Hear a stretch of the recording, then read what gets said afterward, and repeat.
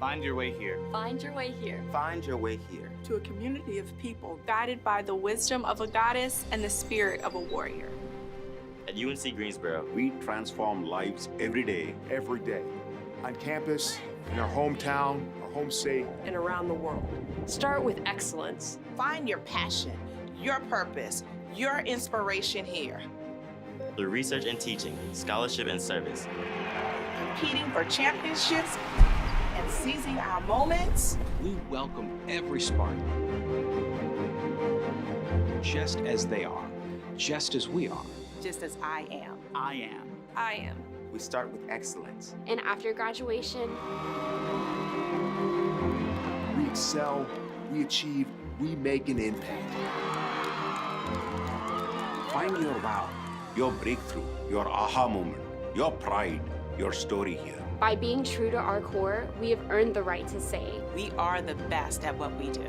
We are. We are. We are UNC Greensboro. A national leader in a thriving city. Right here in the heart of North Carolina. Find your way. Find your way. Find your way here.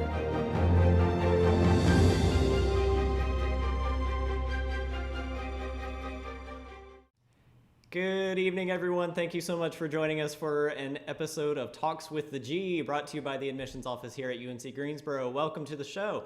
My name is Trey. I am our host this evening, and today we are joined by a panel of experts who are all experts in success at UNC Greensboro. So let's go ahead and have them introduce themselves. Let's go ahead and start with the person who is in the square just to the left of me. That is Jennifer. Jennifer, welcome to the show. Tell us who you are and what you do here at UNC Greensboro. Hey there, I'm Jennifer Whitaker, and I am the Writing Center Director. I have worked in our Writing Center for the past 14 years, so I've been around UNCG for a long time, and I also teach classes in the English department. Very nice. Thank you, Jennifer. And the square right below Jennifer, that is Kim. Kim, tell us who you are and what you do here. Hey there, I'm Kim Cuny. I'm a faculty member in Communication Studies, and I am the director of the University Speaking Center here at UNCG. We've had a University Speaking Center here since 2002. I've been here since 2003, and it is a great ride. Very nice. I like that experience. And somebody else with a whole lot of experience, that is Keller. Keller is one of our students and is also a member of the Speaking Center staff. So Keller, tell us who you are and what you do here at UNCG. Hi everybody, my name is Keller, and I am a first-year graduate student in the Communication and Science Disorders program, and I've worked at the Speaking Center for going on 3 years now. Very nice. Nice to meet you, Keller. And right below Keller and diagonally, that is Michael. Michael, tell us who you are and what you do here at UNCG. I believe you are muted, Michael.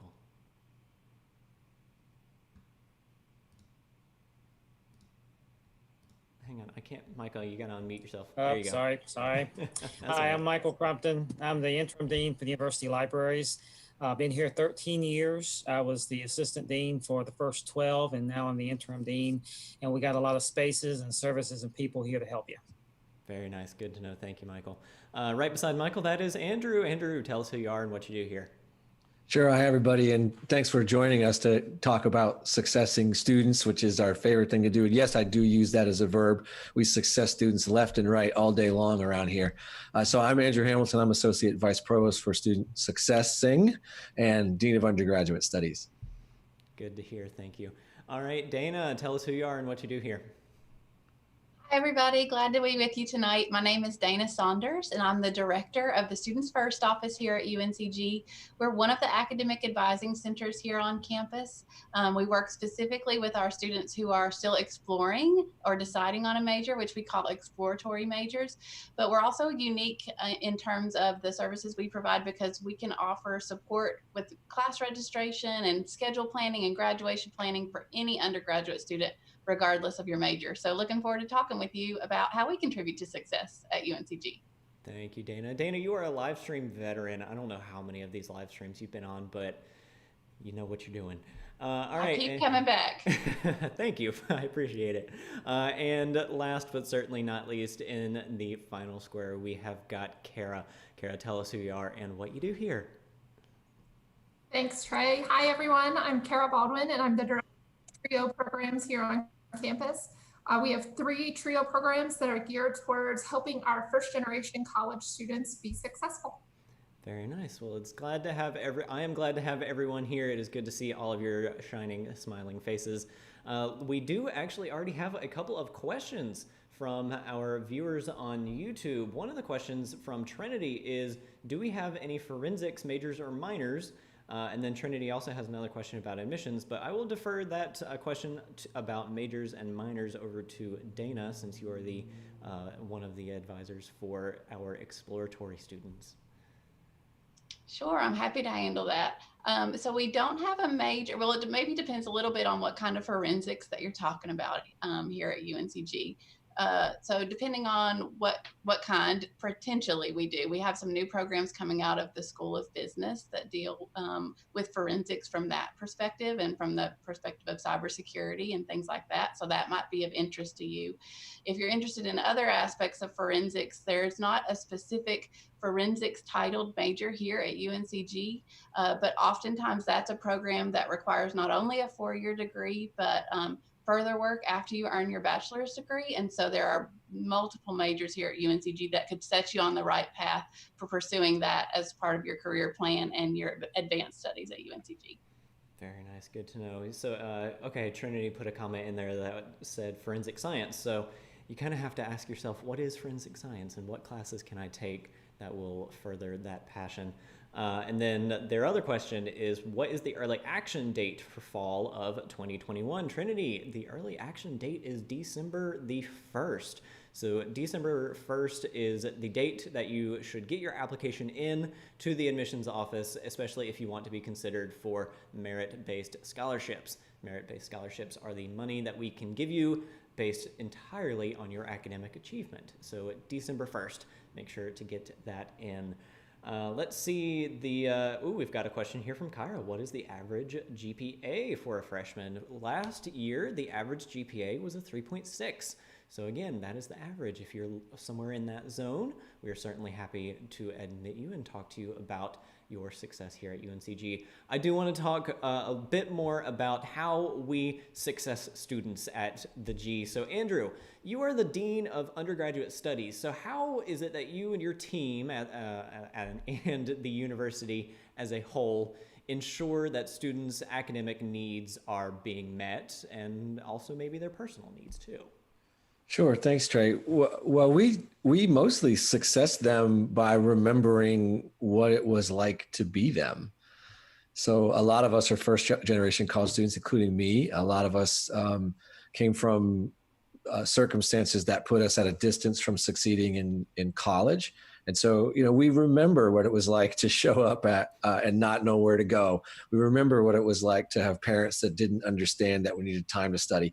We remember what it was like to wonder whether or not we should drop a course or change a major or break up with that significant other back home. So, and that's only partly a joke. So, we do a lot of things that are formal support, but it's really all stems from putting ourselves in the shoes of the student and asking, okay, what do these folks need? So formal stuff that we offer, represented by the people here. Kara Baldwin does a great job running what are called TRIO programs. That's the federal government Department of Education funded set of programs that support students who are first generation or low income or underrepresented minority or have certain kinds of disabilities. So we offer academic support for them and some psychosocial support as well. Dana, who you met a little earlier, she is a wizard at manipulating policy. I don't know if she would describe it this way, but we have nearly everything that undergraduates do that's related to curriculum and academics has policy around it. And so we try our best to shape policy and bend policy to support students who need a little flexibility sometimes. And also sometimes we do that to keep them from getting into further trouble, right? So we're looking at what's going on and trying to make sure that while we are trying to be helpful, we're not also enabling students to do dumb things. We do tutoring, we do supplemental instruction, we do academic skills building. So if you're a high school junior or senior and you're watching this and you think you're a good student, probably you're not. So, I mean, just true story. I mean, it happened to me. I was it happens to a lot of us. So I got to college and worked out pretty quickly that I didn't really have college level study skills. And I didn't know how to read text in the way that my faculty members expected me to know how to do. And I found out that I had a pretty serious deficit in understanding mathematics, even well enough to learn it at the introductory level. And I have since come to know over many years of doing this, that this is not unusual. So we put all kinds of supports in place to help students when they realize what's going on. They get knocked down in the first few weeks, and we help them get themselves back up again, dust themselves off, and get ready to succeed. Quickly, let me just do a little commercial. Because we got news yesterday that for the second year in a row, we are the best in North Carolina and top 25 in the country at graduating our low income students. So this is a big deal. This is a big deal. There is a giant race ethnicity based gap in graduation rates in this country because for some reason in 21st century America, we haven't figured out how to address those lingering challenges very well. There's also a giant gap that's income-based, but not at UNCG. At UNCG, we don't have a race-based gap in graduation, and we have a very, very tiny and shrinking gap in income-based graduation. So if you're a low-income student or a student of color, then you might think very seriously about coming here because the hard data show we're really good at successing you. Very nice. I never thought I was a data person until I started working for UNCG, and then I started looking at all of our numbers. Like you said, we're pretty good at what we do. So I am certainly happy to look at some numbers and talk to you about those numbers if you come into the admissions office or if you give us a call. We do have a couple of questions about admissions, which I'm certainly happy to answer. Emma is asking on Facebook, I'm graduating early in December of 2022. Good job, Emma. And I'm wanting to start UNCG in January of 22 for the spring semester. How and when do I need to apply? 1 year from now. So if you want to come in 2022 for the spring term, that application will be available in 1 year from now. And the deadline, I can already tell you, Emma, is going to be December the 1st. So go ahead and get your application thoughts processing, and then we will release that application for you in about August of 2021. Yeah. What year are we in? We're in 2020. It might as well still be March. Who knows? It's still 2020. Yeah, it still is. We've got a question here from Ingrid. Do you provide accommodations for students with a documented learning disability, for example, dyslexia and ADHD? Who wants to take a crack at that one? I'll take a crack at that one. Okay. The answer is of course we do. But so much more than that. One of the reasons our numbers are so good is that we care so much.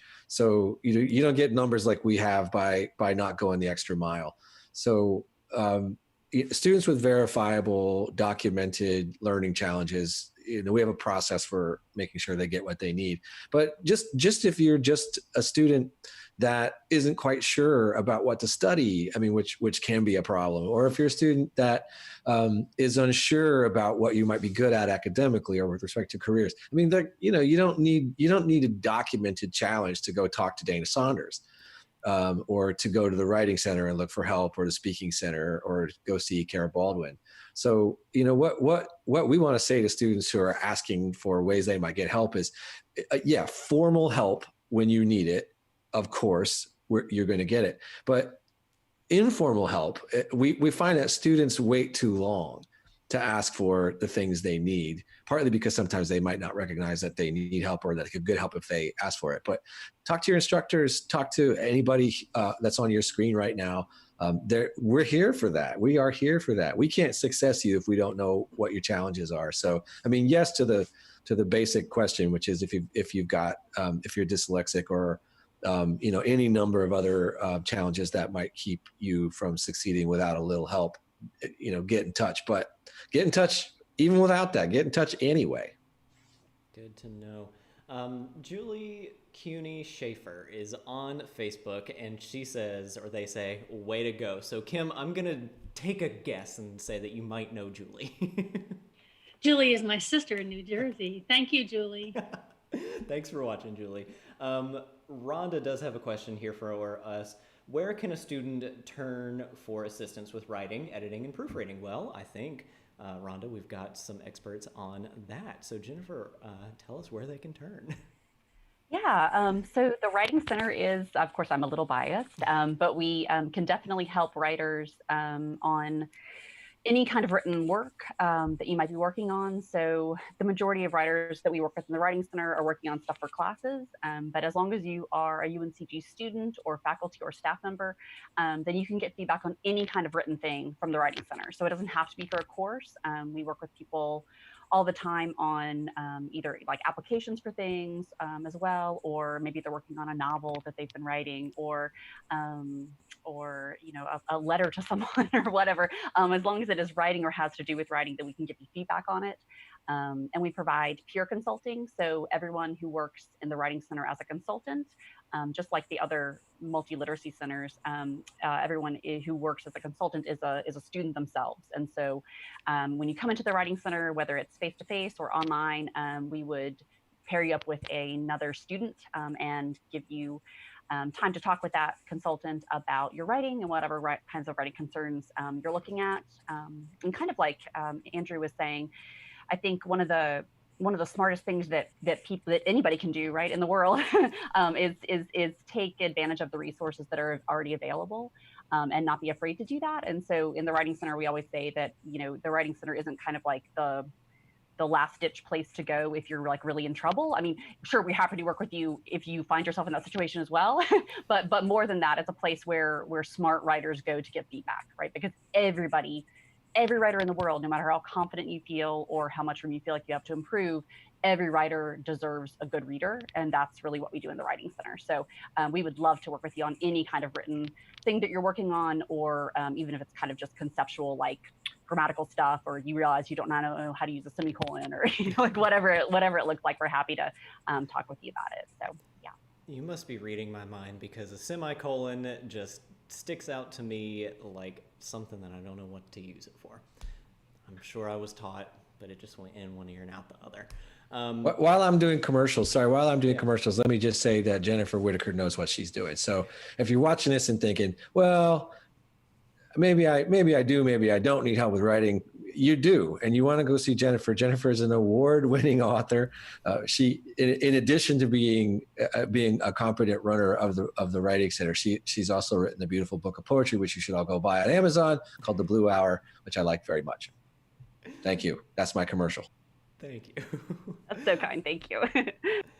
I like what you had to say, though. Every writer needs a reader, and I would think that every speaker needs a listener. So Keller, having been a student and someone who works in the Speaking Center, give us an idea of how the Speaking Center works and what you are there to do. Hi. So a lot like what Jennifer said, where all the people working in the Writing Center are students, everyone working in the Speaking Center is also a student. So you're having another student listen to your presentation or whatever you're working on and giving you that feedback on it. And we also help with not just presentations for your class, but we can also help if you have a workshop in your class, if you have students that are learning English, we can work with them as well. We kind of go all around communication. Very nice. I like that all-around, well-rounded approach. That's very nice. We do have a couple of questions from some of our viewers online asking about test scores, which is a really good question, and I'm glad that they're asking about test scores for this upcoming year, because for many students, you're not able to take the test. We don't want to ignore the situation that is the coronavirus pandemic that we are currently living amongst.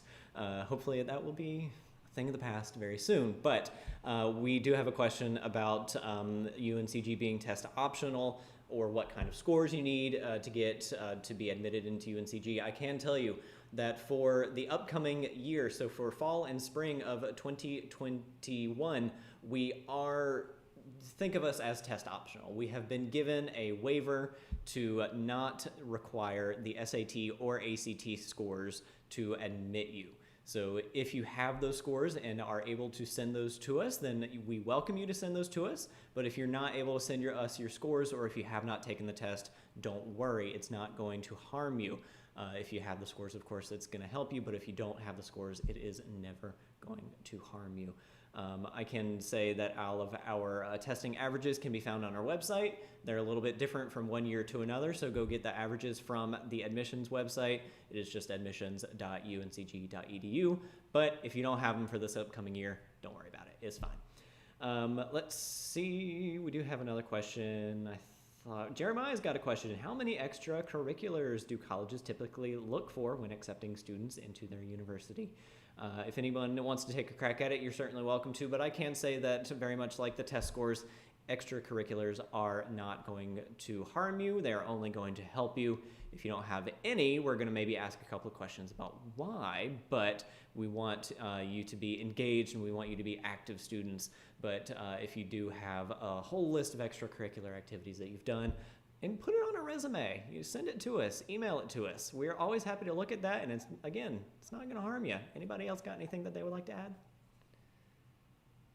Okay. Trey, that can go a couple of ways, right? So students who were in everything but did nothing deeply, we're sort of going, okay, well, what's this about?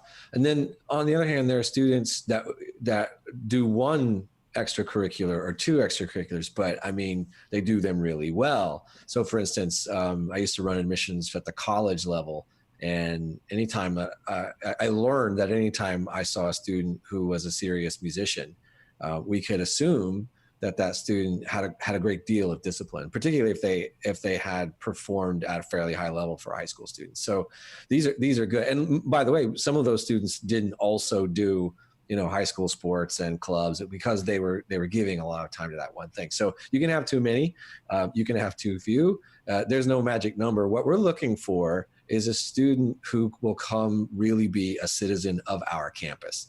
So, what we want, our campus is, we have a beautiful campus.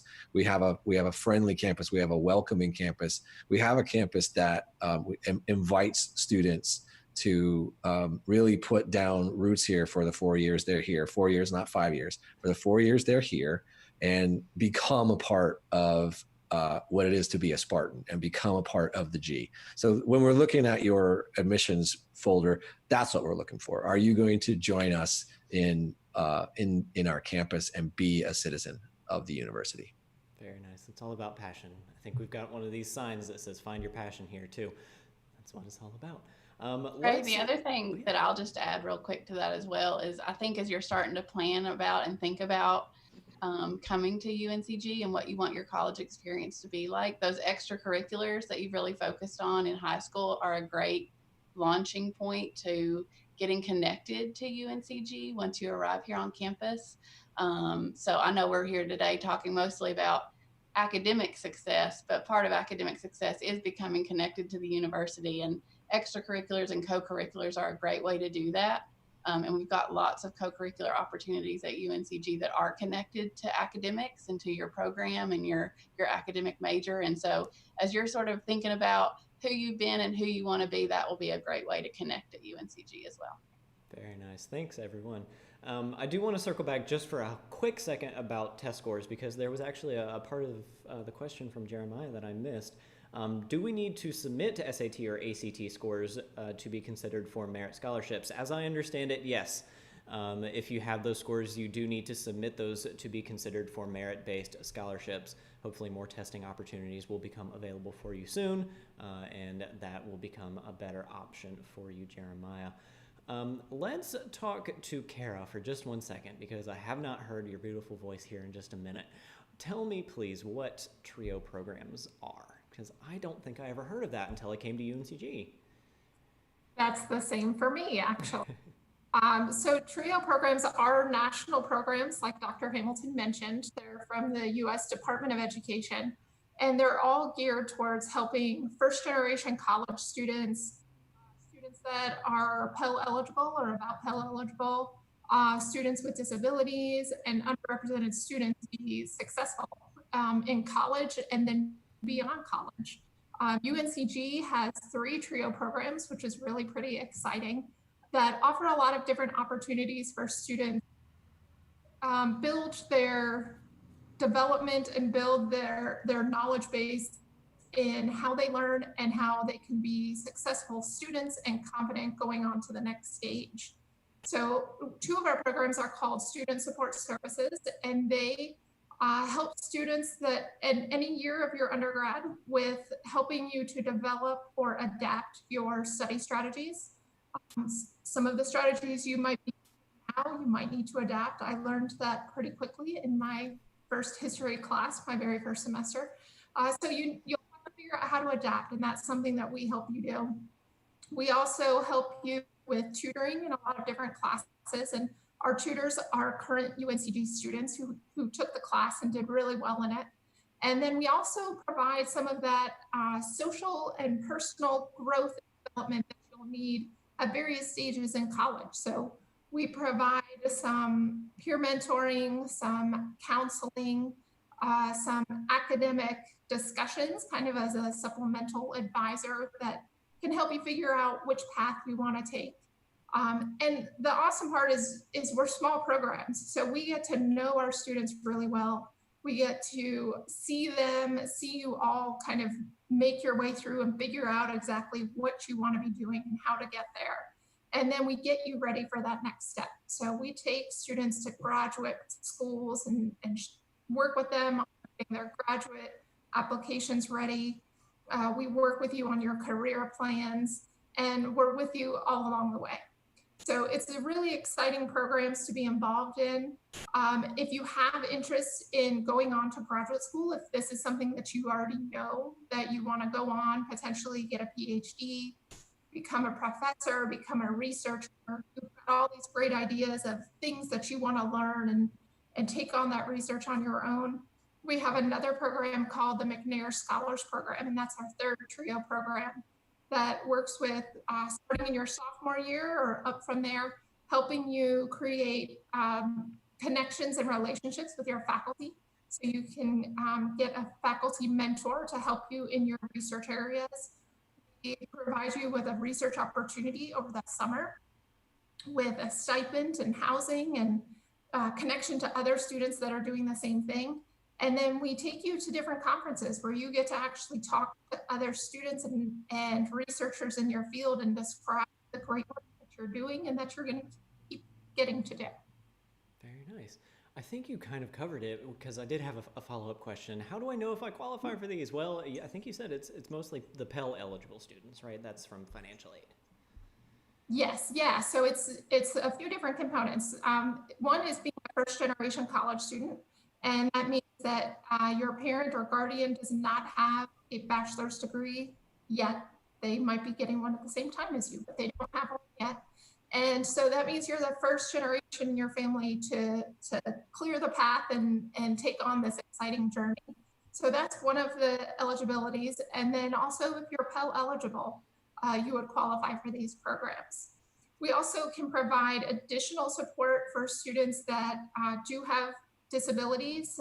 So we provide additional hours of tutoring, and we work closely with the Office of Accessibility Resources and Services on campus called ORS to make sure that you have everything you need. Very nice. Thank you so much. Michael, I feel like it's been a minute since I've heard your voice. What resources does do the UNCG libraries provide to students, and how do they access them, especially given now that we are largely virtual? Well, thanks for the opportunity to talk about the libraries, because the libraries are absolutely critical to student success. We do that in 3 ways, primarily space. And if you look at the picture behind me, that's the book tower. We have 1.2 million volumes of print materials and almost the same amount of e-books, which are virtually accessible. And that's been the growing collection over the last several months as we've been trying to get more e-resources in. But our space is one of the things that is useful to you, because it's we've got 220,000 square foot of space in the Jackson Library and another 10 in the Music Library. And these are outfitted with all kind of configurations of seating for group study when we can be in groups, and a wide variety of individual comfortable seating.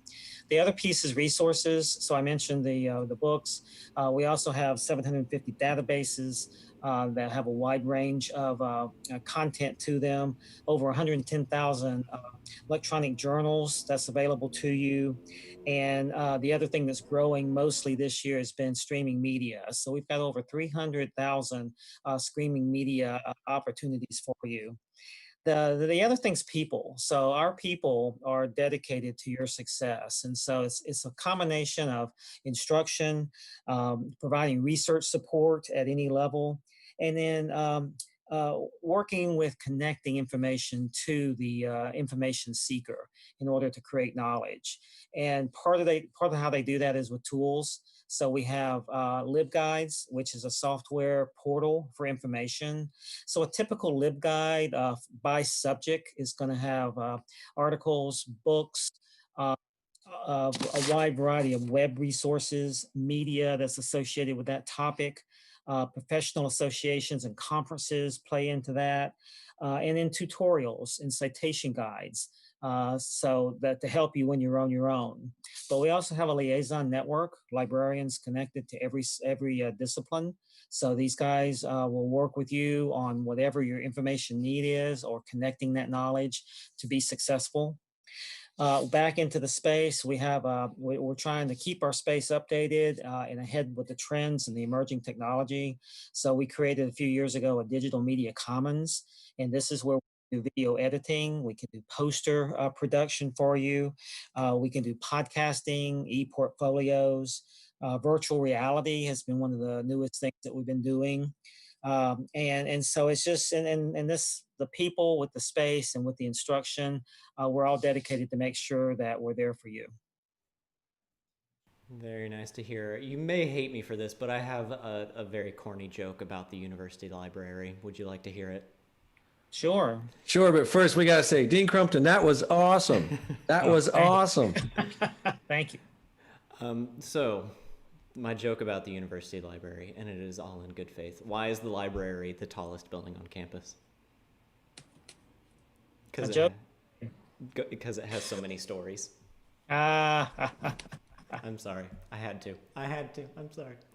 I think one of the most amazing resources that we have in the library, in addition to the digital media commons, are those people that work in there, the librarians that are assigned to different subjects and are just there ready and waiting to help you out. When I was a student at UNCG, I had a fantastic librarian. Her name was Linda the librarian, and she was fantastically amazing at what she did. So thank you so much for explaining how all of it works. We've got a lot of stuff in there. It's pretty nice. Jennifer and Kim, I think one of the resources that, or one of the questions that we have about the resources that the Speaking Center and the Writing Center offer is going to be a popular question. Do I have to pay to go there? I'll take that. So you've already paid. It's included in your tuition. Why in the heck would you not show up? There are people just like Keller sitting around waiting for you to show up with your speaking and your writing so that we can sit down with you, meet you where you are, not judge you, give you the feedback you need so that you can communicate in writing or in the spoken word, communicate the actual message you're trying to communicate. Very nice. It's all about communication. And Keller, as I love hearing from students, because I think the student perspective is probably one of the most important voices that we have here tonight. As a student, how much have you utilized these services, be it the Speaking Center yourself or the Writing Center or anything else that the university offers? So I remember at the beginning, you talked about how students will come in and they may not realize the certain things they need to work on until they get here. And then just knowing that there's a resource for everything has really helped me out in the past 4 years at UNCG. So I'm pretty sure I've used every single resource more than once. Very nice. It's always good to know that the tuition dollars that we are paying and that you are paying are going to good use, because like Kim said, you're paying for this stuff. Use it. That's what it's there for. We've got a couple of questions online that we can talk about. One is from Melina. And their question is, yes, we are test optional. How do we feel about not submitting scores, and does that lower my chance of being accepted? Melina, it absolutely does not lower your chance of being accepted. We are always happy to review your application with or without the SAT or ACT scores. So if you have not had the chance to take that test, and I believe we also had a question from Ingrid a minute ago about that, then it is absolutely not going to hurt you at all. Dana, we've got another question here for you. Melina wants to know, does UNCG offer an interior design program? I think you're muted. Thank you. Apologize for that. So it sounds like the program that you might be most interested in is our interior architecture program here at UNCG. That is a very popular program, especially for folks who are interested in interior design. That is one of our programs that has a secondary admission requirement. So that's something to start thinking about early. Some of our programs do not have any kind of admission criteria beyond admission to the institution. Some of our programs have what we call a secondary admission process, and that can occur at different times. With our interior architecture program, that's an example of a program where their secondary admission happens before you ever begin at the institution. So as a package with your undergraduate admission and then your program admission at one time. So it's smart to start thinking about that. Now they have a very involved faculty, and that is an excellent program that is representative of many of our programs at UNCG that have really hands-on and experiential learning opportunities for internships and things like that as well. So I think that will likely be an interesting program that you want to learn more about given your interests. Very nice, thank you. As Dana, as we are talking to you now, and because you are director at the Students First office, just give us an idea. If a student is unsure of their major, because we had the question about interior design, and if someone wants to be a designer, they may not want to go into architecture specifically, although they are very closely related. So if a student is unsure of their major, how does the Students First office really help them? Sure. So I mentioned earlier when I was first introducing myself that our office is the Central Advising Center for working with all exploratory or undecided majors. I think sometimes, first of all, I just want to say, I know it can be really scary to say, like, I don't know, but it's a good thing to not know, especially at this point as you're thinking about your college career and just selecting a college itself. There's so many different options out there. And you may come in with ideas of an academic interest or an area or a program of study. But once you get to UNCG, I guarantee you'll find 3, 4, 5 different other related majors or programs that you hadn't even necessarily thought of that may be a good complement to what you were already thinking, or motivate you to go another direction entirely. So I just want to affirm that for any folks out there who are still really deciding. And that's why an office like the Students First office exists, because we know actually the majority of our students come in undecided or exploring in some way, shape, or form. About 85% of our students change their major at least once. At UNCG, the average is about 4 times. But our students who come in as exploratory, they're sort of embracing that from the very beginning. And so work with the academic advisors and program coordinators in the Students First office to be really intentional about that exploration. I always say we approach exploration as a verb. It's something that you do. It's not just something that happens to you. So you really have to go out and be active and explore the different programs. We've got a structured way that we work with students to do that in the Students First office. For our first year students who come in as exploratory, they're required to take a course called FYE 101, Succeed at the G, aptly named in complement to the program that we're doing tonight. And there are sections of that course exclusively for our exploratory majors that are taught by the academic advisors and campus partners that we work closely with. And the curriculum of that course is about transitioning to UNCG, but also more exclusively about exploring your academic interests, your personal strengths, and finding the program at UNCG that's the best fit for you, that sort of marries the 3 of those together.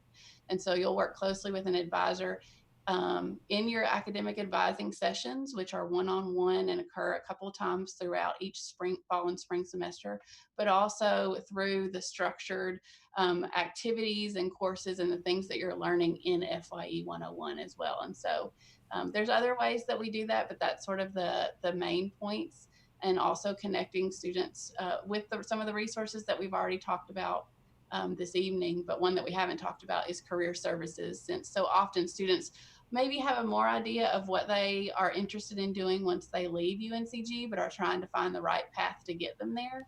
And so we work closely with career counselors and academic advisors kind of as a team with each of our students to develop a plan and help them select a major that's the right fit for them. Very nice. It's all about finding the right fit, isn't it? Let's see, we've got a question here from Christopher. Their question is, I am transferring credits from a community college in Virginia. Good, we love a good transfer student. I was just wondering where I would go to find out how many credits UNCG will take from my transcripts. Well, Christopher, we've got a very handy resource for you. It is called the TES, and that stands for the Transfer Equivalency Search. So Transfer Equivalency Search is there so you can type in the name of your university or community college, and it will give you a list of all of the classes that we have transferred in from that school in the past. Now, don't worry if the class that you are currently taking or have taken is not on that list, because it just means that we may have not transferred it in from another student before. In that case, our folks over at the registrar's office in the transfer articulation department are going to work their magic and try to find a good equivalent for you, and they will get that done for you. And then your follow-up question is, what year would I go in if I already have an associate's degree? In most likelihood, you would probably be a junior. If you have an associate's degree, you most likely already have 60 credit hours. Correct me if I am wrong, and just leave us a comment if that is different, but you would have 60 credit hours and you would be a junior. Let's see, Jenny's got a question for Keller, and they would like to know, Keller, how did you get your job working at the Speaking Center? I think you said Jenny. I think I know who it is, but I'll answer like I don't know who it is. So I started off working at the Speaking Center as a desk manager. So I wasn't planning on becoming a speaking consultant, but once I got there, I kind of felt like I fit there and really could do that, like work with students, things like that. So I ended up taking the 390 class and becoming a speaking consultant, and then later becoming a grad assistant. Very nice. So there's a class that you have to take that prepares you for it, right? Yeah. Gotcha. Okay. And much more. Let me do a little commercial for Kim. So Kim not only is doing a great job and has for a long time running a speaking center, but she's an authority nationally on how you do this. So she and her students very frequently publish research on what is the best way to run a writing center.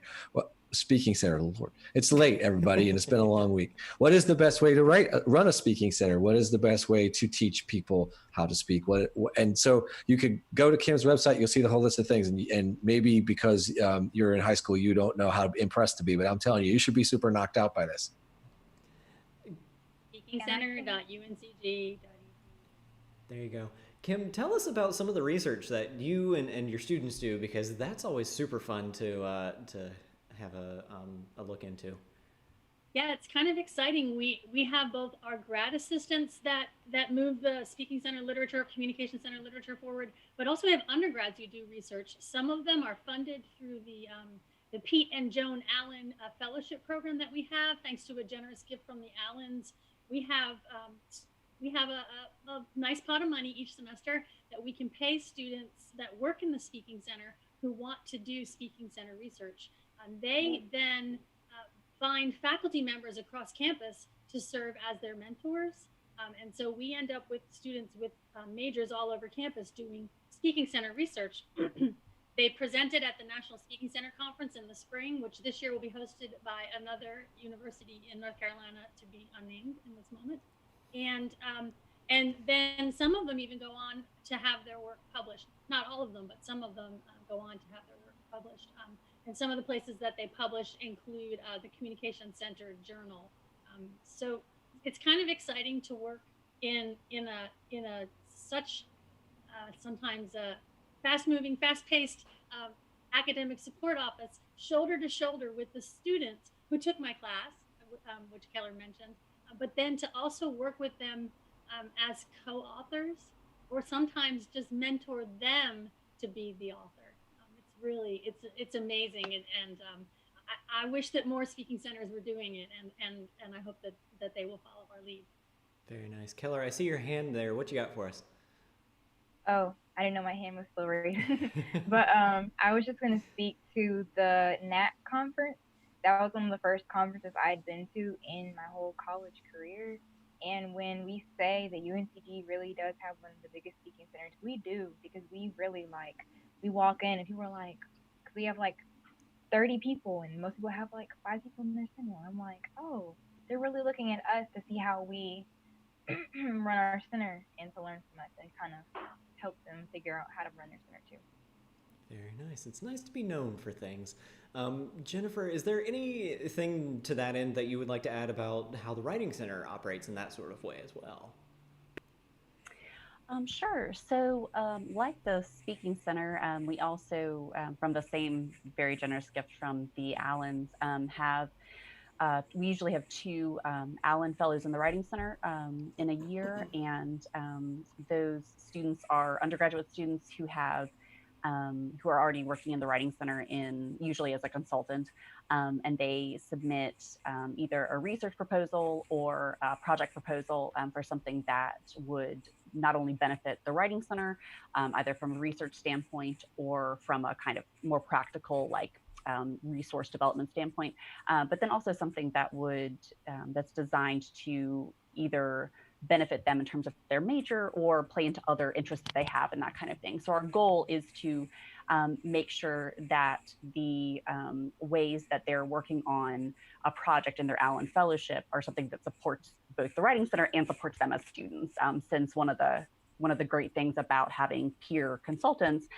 in the Writing Center and the Speaking Center and in the other multi-literacy center, the Digital Act Studio, is that we're constantly working to mentor those students and to help them develop skills like Keller's talking about, skills that either influence what they do after graduation or that can help them to strengthen their own voice on the page or in speaking or in digital composing or whatever that looks like. So we also have a graduate assistant director every year in the Writing Center who is usually usually a PhD student in English, and they work on some kind of research component as well, or some kind of project-based work to benefit the center and to benefit their own scholarship. So it's exciting. Like Kim is saying, it's nice to be a place that works to help students develop both from the kind of visiting writer, in our case, the writer standpoint, and then also as consultants who are either progressing through their college careers or graduate careers.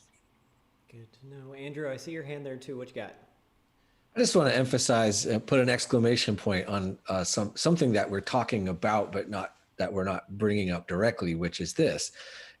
If you're watching this from the comfort of your ISO lounge at home and you see the smiling faces and you think this is great, you're right, this is great. But each one of these people represents a whole bunch more people and a bunch of other resources. So you might think this is the team. This is not the team. This is some team leaders, and we have other team leaders who are not represented. I mean, for instance, we haven't even talked about our new student transitions and first year experience operation, which is a giant operation. So we are concentrating a massive amount of time, energy, and financial resources into success. So as Dana says about exploration, success is also a verb. I run a whole division. Dean Crumpton runs a giant library opera. You heard 220,000 square feet. Kim's got not only a research enterprise running over there with her students, but a whole army of student workers and some non-student workers too. Same is true with Jennifer Whitaker. Kara recently brought in several $1 million in Department of Education funding. I brought in several $1 million. So Dana Saunders has a whole team of advisors and academic recovery specialists. We're talking dozens and dozens and dozens and dozens of people who have made it their mission in life to make sure that students who come to us, whether they're freshman students or transfer students, find their way here. locate their passion, find their mission, figure out what ignites the fire in their bellies, and move them toward getting out of here on time and as close to under budget as possible. And that's what we're here for. That's why we do what we do. It's always good to hear that, because yes, that is why we're here. Alrighty, it looks like we are getting close to the time where we need to wrap things up. Let's see, I think we do have one more question on our Facebook from Ingrid. Ingrid, I'm glad that you're watching tonight because you have asked good questions. Does UNCG offer research opportunities for biology or biochemistry majors? Oh, Ingrid, where were you last week? We had a talk with the G with our URSCO office. That is the Undergraduate Research Office. But yes, we absolutely do offer that. Andrew, what you got? I was just going to say we offer research opportunities for everybody but biology and biochemistry. Sorry, Ingrid, nothing for you. You have to go somewhere else. Of course we do. Let me just quickly about that. So it sounds like the student, Ingrid, I don't know if you're interested in medical school after college, but usually that question comes from pre-meds. The answer is yes. The chemistry department's done a great job. The chemistry and biochemistry, that's one department, and the biology department have both done great jobs in supporting undergraduate student research. Of course, you heard Kara talk about McNair. So the McNair program also does a fantastic job with that. The Honors College, maybe think about that, Ingrid, also does a great job with that. And then, of course, we have centrally supported undergraduate research you heard Trey mention a minute ago. So any angle you want to take on research. So we often find ourselves thinking about research as something done in a lab coat, but of course research happens in lots of other kinds of venues. Research happens in museums. Research happens in library spaces. Research happens in archives. Research happens out in the field. I spent some of my time in a former life as a field biologist. So there's research comes in lots of shapes and sizes. Anytime you're advancing human knowledge with an original contribution, you're doing research. So yes, I love it when we have incoming students who are trying to get involved in research, because Ingrid, if you're involved in research, that means you probably have a faculty mentor, and that's a very good thing. And it means that you're applying in the lab or other venue what you're learning in the classroom, and that's also a very good thing. Helps you make sense of it all. So great question. Keep at it, and I'm going to let my friends in biology know that you're on your way here. Thank you very much, Keller. I see your hand there. What you got?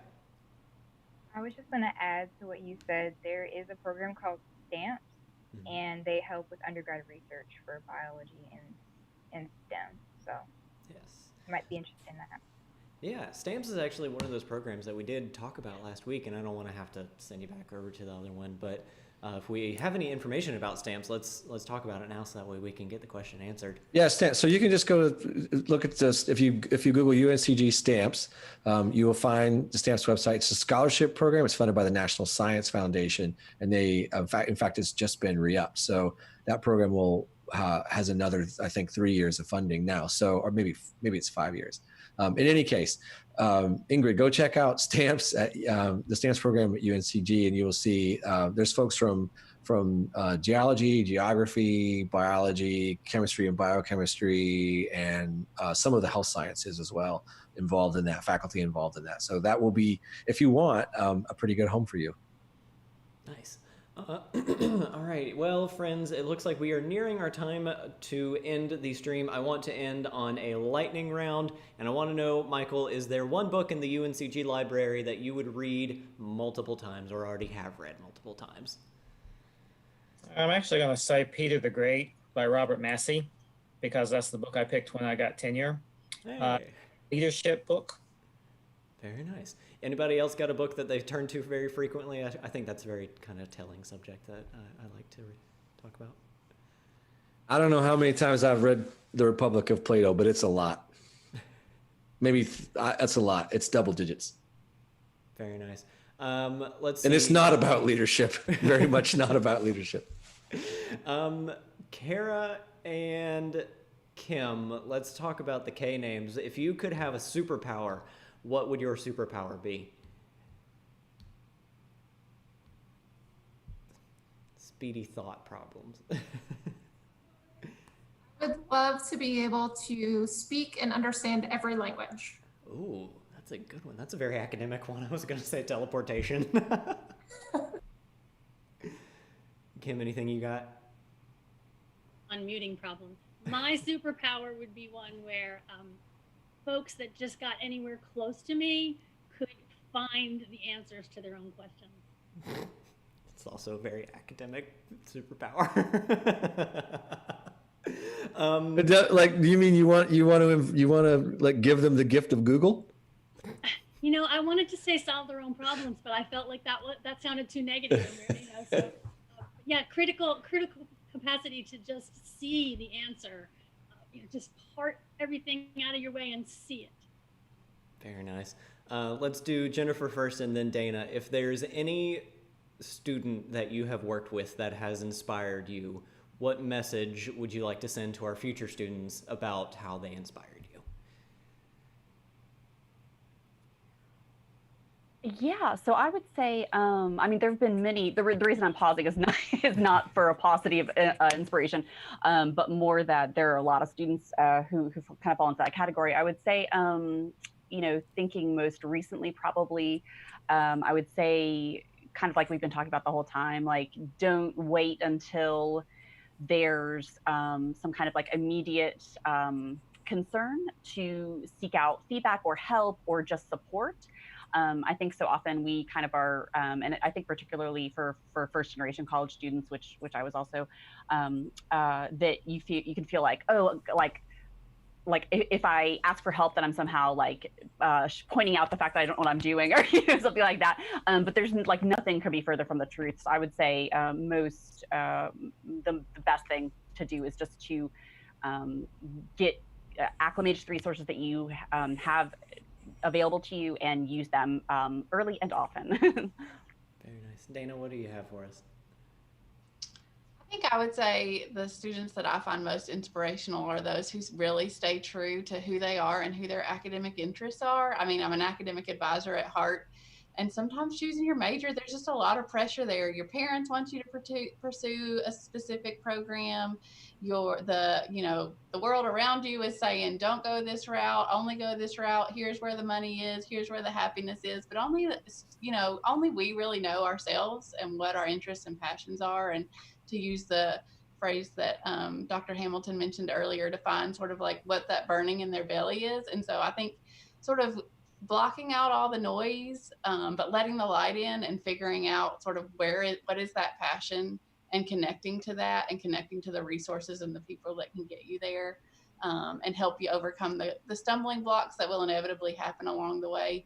I think that's what the inspiration that I would like to pass on to future students at UNCG is to stay true to who you are.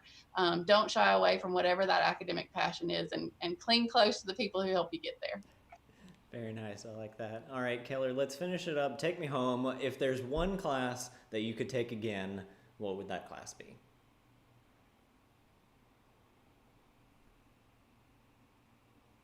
I have to think about that. Okay, I have two answers. I would take CS3 390 again, Kim, because in that class, I just made a lot of close friends. Like, we all kind of bonded together really well, so I just had fun in that class. And I would take my first sign language class again. I'm an ASL minor, and now that we're doing everything online, I feel like the information is kind of slipping, and I want to be able to keep those skills. So those are two classes I would take again. Very nice. I forgot to practice my sign language, so I understand. Alrighty, friends, that is going to wrap us up for this evening. Thank you so much for joining us. Thank you so much for being with us today. I hope we have helped you out. If there are any questions that we have not answered for you, always please leave those in the chat on both Facebook and YouTube, and we are happy to answer those and direct you to the right folks. Thank you again for joining us. I hope y'all have a good evening, and we'll see y'all later. Bye.